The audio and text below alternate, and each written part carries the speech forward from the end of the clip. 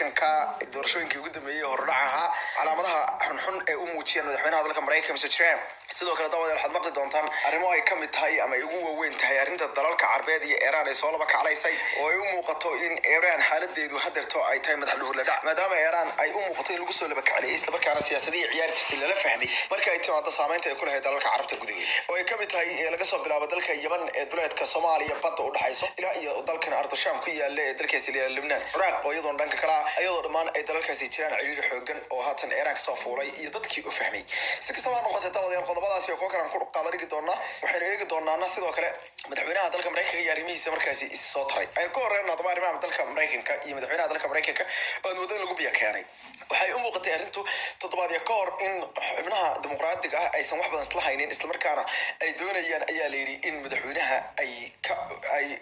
lilijiyaan laakiin hadda waxa uu muuqataa in madaxweynaha la gilgilay isla markaana xaaladdiisu ay u muuqato mid markaasi aan wanaagsanayn sida ay calaamaduhu muujinayaan marka la eego labadii arrimood ee ugu dambeeyay labadan toddobaad ee ugu dambeeyay midna ay ahayd doorashadii toddobaadkan hadeerto dhamaanaya dhacday labadii maalmood ka hor ilaa iyo maalin ka hor ee maalintii Arbacada ilaa iyo maalintii soo gabagabowday maalintii Arbacada bilaabatayna maalintii saalisada ayaa waxay u muuqatay madaxweynaha dhirbaaxooyin waaweyn oo dhinaca markaasi durbabe saanka soo socda 2020 diyabeedmo gaadhay taasoo u muuqatay in wajiga lagala dhacay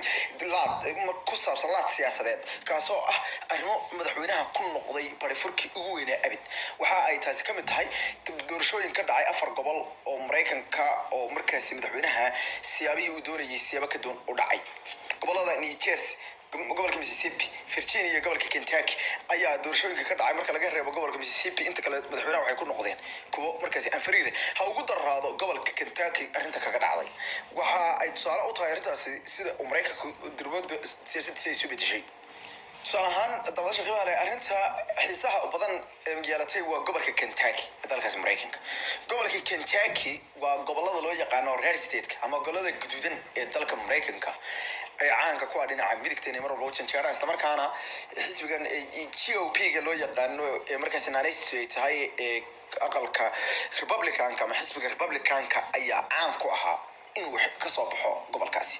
inkastoo marka ay noqoto gudoomiyaha gobolka mararka qaarkood uu qof kale imaan karo oo salahan ninkan hadeertaba ku guuleystay aabihii uu gofernatore ka ahaa gobolka haddana markan ama waqtigan xiiso gaar ah ayuu lahaa wuxuuna xiiso gaar ah u lahaa maadaama loo arkayay in xubnaha Republicanka ama jamhuuriyiinta ee ka dagaalamaya aqalka Capitol Hill ee dagaalka culus kula jira aqalka xisbiga la yiraahdo dimuqraadiga isla markaana doonayay inay iska caabiyaan kolka ay timaado talaabooyin ay ka qaataan madaxweynaha waxa loo arkay in iska dhagamarista dastuurka Mareykanka ay sameynayaan uu daacad ahaanshaha madaxweynaha ay u daacad yihiin in ay sabayraatay ay dayaceen markaas mas'uuliyad badan dad badan ay ku eedeynayaan in ay dalkooda ka jeclaadeen xisbiga dhamaantood dadka oo darasa dhinaca siyaasadda arrimaha gudaha dalka Mareykanka qaadadhiga waxay ku sifeynayeen cadaadis ka haysta degmooyinka laga soo doortay isla markaana waxay lahaayeen dadka degmooyinka iyo gobolada laga soo doortay ayaa aad iyo aad madaxweynaha Mareykanka u jecel sidaa daraadeed dadku way baqayaan xubnaha siyaasiyiinta xildhibaanada Congress-ka iyo Senate-ka markay dib ugu noqdaan doorashooyinka ay ka baqayaan dadku inay doorad diidaan isla markaana xubno kale oo daacad u ah Mr. Trump soo leeyahay kuwa uu endorse-gareeyo ama uu taageero kadibna ay arrintu ay ku xumaato laakiin doorashada Kentucky gabi ahaan waxay dirtay arrinta ka duwan waxayna markaas ku noqotay markaasi shock iyo markaasi aan fariir ku noqotay aqalka Capitol Hill ka xubnaha laga soo doorto oo ku jiro markaas Mitch McConnell oo ah isagu ninka sutida u qabtay xisbiga dimuqraadiga isla markaana ah ninka aqalka Senate-ka ee majority-yada badan ama aqlabiyada badan gudoomiyaha ah ninkaas oo la mari waayay marar badanna dadku ay sheegeen in gobolka Kentucky aan dib looga soo doonin hadii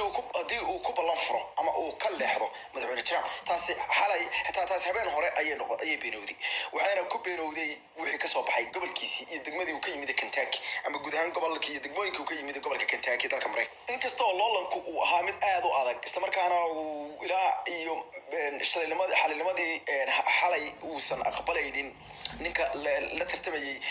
ama ku tartamayay gobolka laakiin madaxweyne Donald Trump ayaa u muuqday in waxa Kentucky ka dhacay uu